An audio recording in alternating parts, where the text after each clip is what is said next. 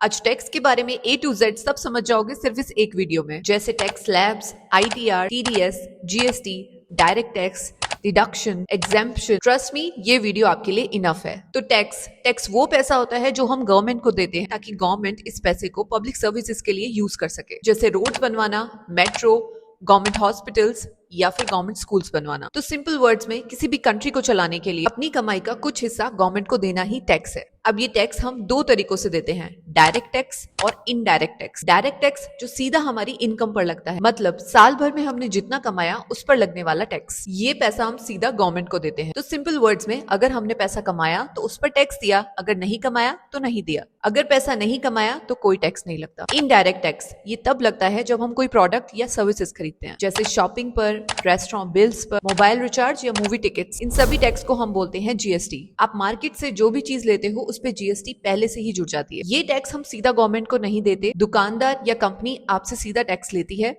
और गवर्नमेंट को देती है। अब ध्यान देना, सबको एक जैसा टैक्स नहीं देना पड़ता। अगर कम इनकम है तो कम टैक्स, ज्यादा इनकम है तो ज्यादा टैक्स। इसके लिए गवर्नमेंट ने एक सिस्टम बनाया है जिसे हम टैक्स स्लैब्स कहते हैं। मतलब आपकी इनकम जिस भी रेंज में आती है उसके हिसाब से आपको टैक्स देना होता है। पर गवर्नमेंट को कैसे पता लगेगा कि आपकी इनकम कितनी है? हम झूठ भी तो बोल सकते हैं।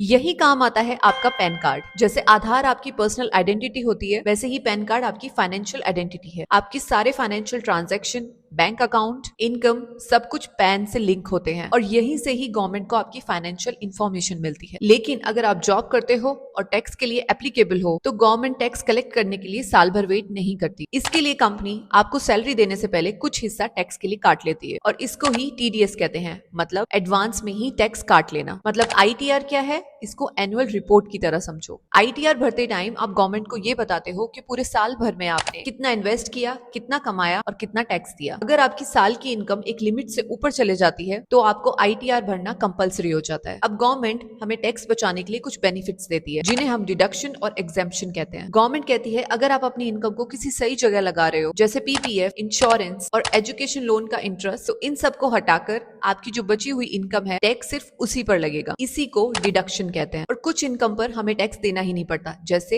House rent allowance, insurance maturity, scholarship, agricultural income, और इन्हें ही एग्जेम्पशन कहते हैं। सिंपल है ना? अब कमेंट करके मुझे जरूर बताना कि आपको ये समझ आया या नहीं। अगर कोई डाउट है तो आप वो पूछ भी सकते हो।